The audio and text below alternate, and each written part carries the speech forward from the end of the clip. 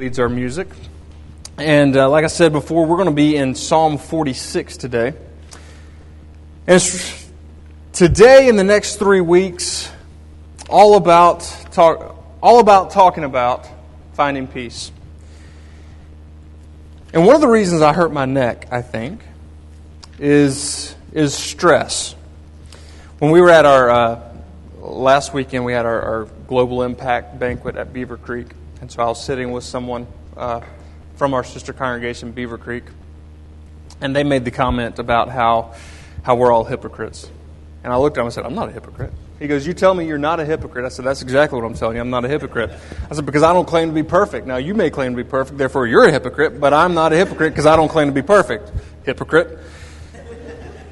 And so I say that because my neck is hurt because I've been dealing with some stress the last couple months. And I think, for me, stress builds up and I either get sick or, obviously, my neck, I hurt my neck. It's an injury that I did about a year ago. I'll give Jake all the blame for that. Jake and I were working out together. And so I hurt myself about a year ago, went to the chiropractor, got it fixed. And I would like to tell you that yesterday, when I re-injured myself, I was doing something manly. In fact, I was in Safeway looking for cheese. Yeah. Oh, yeah. Exactly. Oh. Yeah, it was a big thing of Kraft singles. It was huge. It was as big as a horse. Yeah. No, I wasn't even picking it up. I was actually just looking down the aisle to see if that was the correct aisle for cheese, which it was, by the way. But that's when I hurt my neck. Go figure. And it all goes back. It all goes back to stress. And I think if we're honest with each other, I think that we would say that whether we handle stress well, because some people handle stress really, really well, or we handle stress poorly. Some people handle stress poorly. There are times when, quite frankly, we just don't have peace about things for whatever reason. It may be future circumstances. You know that the holidays are coming up. You know, Thanksgiving's coming up, so you got to hang out with your mother-in-law a little bit, and that just, I mean, she's actually going to spend the week with you, so you're going to shovel snow. Yeah, that's for Ken right there. Let me tell a story about Ken. So a few years back, he's apologizing to his wife right now. A few years back, what happened was I was working at REI at the time, and so we had that big snowstorm, and so I forgot why I gave Ken a call, but I had to go to work, and so Ken's roof is a flat roof, not a pitched, and so I guess I don't know if Garrett answered or if Dondi answered, but somebody answered and said Ken's on top of the roof shoveling snow, and so. I thought, well, I got a few minutes before I got to go to work. I'll go help him out. And so I went up there on the roof and started shoveling snow. And I realized that the reason why he was shoveling snow had nothing to do with the snow, really. I mean, there was snow on the roof. It had nothing to do with the fact that he had a flat roof. I mean, although that's a fact as well. It really had to do with the fact that he'd been locked with his in-laws for quite some time. And so that was, I would shovel snow as well. In fact, I started shoveling snow in July just because, there's times when you just got to shovel snow. And so we have those times when we just simply don't have a peace about things. They like I said, they may be little things. They may be big things. It may be the fact that as a neighbor of ours found out they were having twins. And so all of a sudden, guess what? They needed some peace in their life. And so Natalie and I went over, and I said, guys, we just want to pray with you guys because y'all are freaking out right now. We would freak out right now. We understand y'all need some peace in our lives, and that's what y'all need some peace in your lives, and that's what we prayed for them with. But we have that. If we're honest with ourselves, we have those times when we just have no peace. And as I was thinking through this sermon series and trying to have a logical progression of saying, okay, I know that volumes of books could be written on this, so me giving you my infinite wisdom on this subject probably is not going to happen in my short sermons. So I just kind of wanted to boil it down to you guys. I think I do that pretty well, kind of the lowest common denominator. And for me, Sermon 1 had to do with the fact that I'm not God. It just had to do with the fact that I'm not God. I stress out about things because I think that me worrying about it actually matters. I stress out about things because I think that the actions I take really matter. I got home. If y'all saw me, I was running all around this morning trying to set up the pumpkins and this and that while everybody else was setting stuff up. And so I go home to get some ice, and my ice maker is completely frozen. Again, even though they replaced the ice maker, they replaced the freezer. And it's like, seriously? I just want to throw the thing out of the window. But getting worked up about it, what is that going to matter? The bottom line is my ice maker is still going to be frozen when I get home.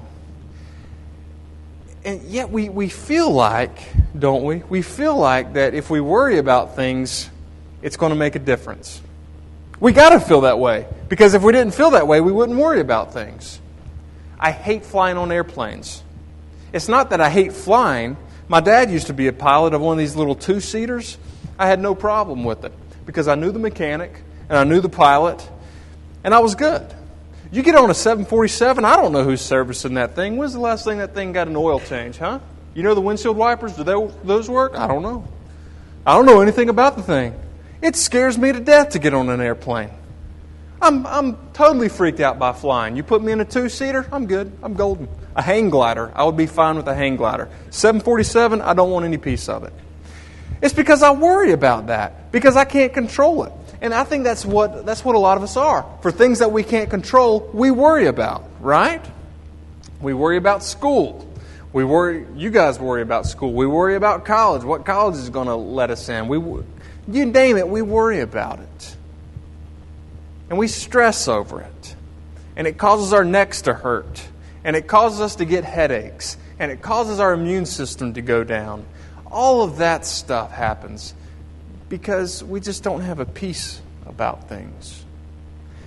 Psalm 46 is one of my favorite passages in Scripture because it just kind of lets me know that I'm not God.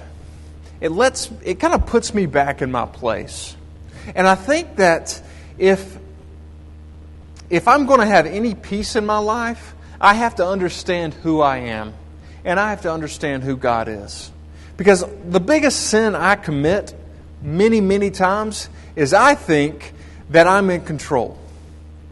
I think that it matters what I do or what I don't do. Now, don't get me wrong. I think that we have responsibilities in things. And that God does hold us accountable to are we fulfilling our responsibilities.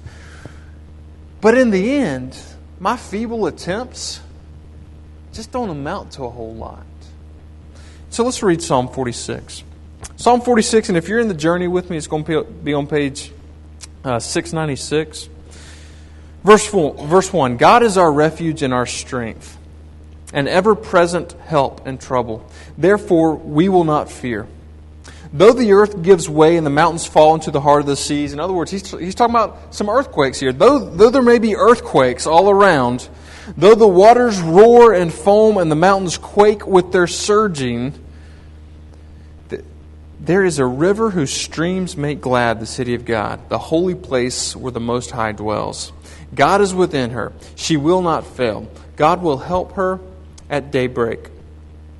Nations are in uproar. Kingdoms fall. He lifts His voice. The earth melts. The Lord Almighty is with us. The God of Jacob is our fortress. Come and see the works of the Lord, the desolations He has brought on the earth. He makes wars cease to the ends of the earth. He breaks the bow and shatters the spear. He burns the shields with fire. Be still and know that I am God. I will be exalted among the nations. I'll be exalted in the earth. The Lord Almighty is with us. The God of Jacob is our fortress. I want y'all to see just the complete paradox that the psalmist gives us here. He talks about earthquakes. He talks about just how the earth just shakes. He talks about the seas and the waves and the foam of the seas. And I'm thinking like tsunamis, because that's a very real thing with what happened in Japan and what happened with Indonesia. And so that comes to my mind. So just natural disasters of earthquakes, how does he have it right here? Though the waters roar and foam, the mountains quake with their surging. Now I'm hearing the mountains quake. I'm